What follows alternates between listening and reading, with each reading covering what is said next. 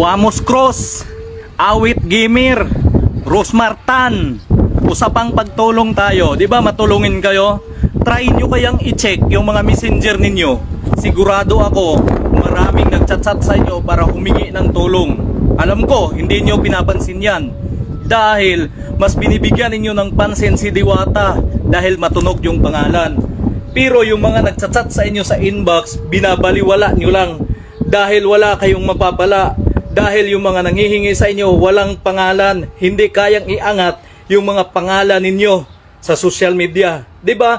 Kung usapang pagtulong tayo, i-try ninyong i-check yung mga messenger ninyo. Sa akin nga na mababang vlogger, kakarampot lang ang kita, maraming nagchat-chat nanghihingi ng tulong. Sa inyo pa kaya na matulungin kamo sa kapwa ninyo na mga malalaking vlogger lang. Mas nakakabilib Wamos, Awit, Rosmar at iba pang mga malalaking vlogger dyan na nagbibigay ng tulong kay Diwata, na kung totoosin hindi na kailangan pang alalayan si Diwata dahil milyonaryo na yan. Bakit sa kanya nyo ginugugo lahat ng tulong ninyo? Bakit hindi nyo try i-check yung mga messenger ninyo? Alam ko, maraming nagchat-chat dyan sa inyo, humihingi ng tulong.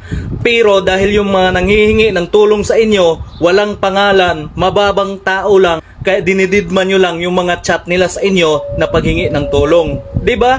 Tama ako o tama ako?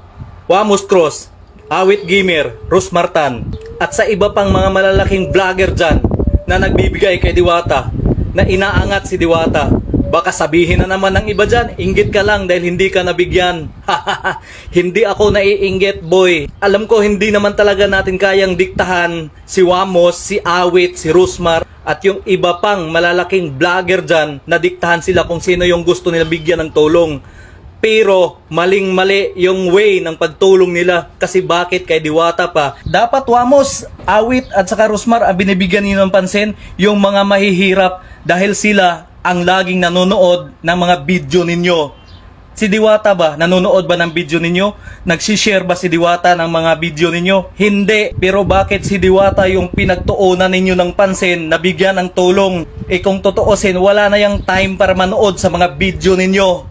Doon kayo mamigay sa mga taong mahihirap o di kaya libutin ninyo yung mga lugar ninyo. Sigurado ako, maraming mas mahirap dyan na mas nangangailangan ng tulong ninyo. Hindi si Diwata. Dahil si Diwata, nakatayo na yan, tayong-tayo na yan. Kumbaga sa building pa, matibay na yan.